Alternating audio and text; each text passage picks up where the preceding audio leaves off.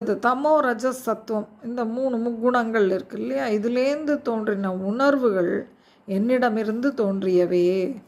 ஆனால் உண்மையில் இந்த உணர்வுகளில் நானோ இல்லை அந்த உணர்வுகள் என்கிட்டயோ இருக்கிறதில்ல அப்படிங்கிறார். எப்படி வானமும் இப்போ ஸ்கை இருக்குது, அதுக்குள்ளே நிறைய க்ளவுட்ஸ் இருக்குது. இந்த மேகமும் வானமும் இருக்குது இல்லையா? அந்த ஆகாசத்தில் வந்து மேகம் வந்து அதோட ஒட்டிக்கிறது கிடையாது.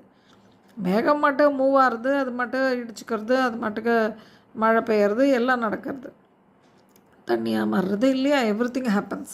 ஸோ அந்த மாதிரி. ஆனால் வந்து அது எங்கே இருக்குதுன்னு பார்த்தோன்னா ஆகாசத்தில் தான் இருக்குது, வானத்தில் தான் இருக்குது.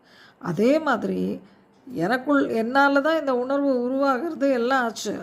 தோணினதெல்லாம் என்கிட்ட இருந்து. ஆனால் அந்த உணர்வுகளில் நானோ இல்லை என்கிட்ட அந்த உணர்வுகள் வந்து ஒட்டின்றோ இருக்கலை, எதுவும் கிடையாது அப்படிங்கிறார். ஸோ இந்த 3 உணர்வுகளில் தான். அப்போ இந்த 3 உணர்வுகள் என்ன அப்படிங்கும்போது அதுக்கு சொல்கிறார். இந்த 3 உணர்வுகள்னால தான் இந்த உலகத்தில் மொத்த ஜீவராசியும் மயக்கம் அடைஞ்சிருக்கு அப்படிங்கிறார். இந்த மாயைங்கிறது மெயினாக இந்த 3 உணர்ச்சி தான். என்னென்ன உணர்வுகள்னால் இது தமஸ், ரஜோ, சாத்விகம். தமோ குணம், ரஜோகுணம், சாத்விக குணம்.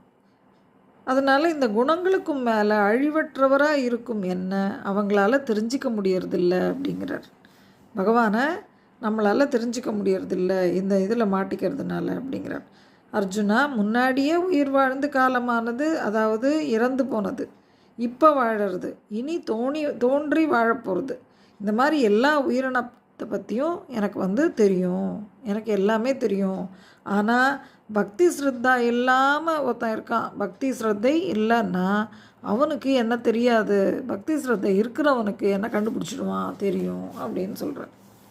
ஸோ இதுதான், இப்படி தான் பகவான் இருக்கார் அப்படிங்கிறார். அடுத்தது ஒரு விஷயம் சொல்கிறார். பக்தி எத்தனை விதங்கிறத பற்றி சொல்கிறார். ஒரு 4 விதமான பக்தியை பற்றி சொல்கிறார் இங்கே.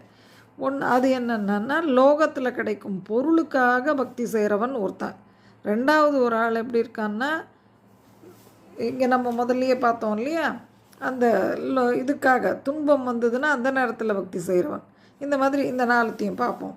முதல்ல லோகத்தில் கிடைக்கும் பொருளுக்காக, லௌகீக பொருள்களுக்காக பக்தி செய்பவன். இது வேணும், அது வேணும், எனக்கு இது கிடைக்கலையே, அது கிடைக்கலையே, இது இந்த மாதிரி இருக்கணுமே இந்த லோகத்தில் அப்படின்னு வேண்டுறவன். ஸோ அந்த மாதிரி இருப்பவர்கள். அப்படி பார்க்கும்போது சுக்ரீவன், விபீஷ்ணன், துருவன் இதெல்லாம் நம்மளுக்கு தெரிஞ்ச கதைகள்.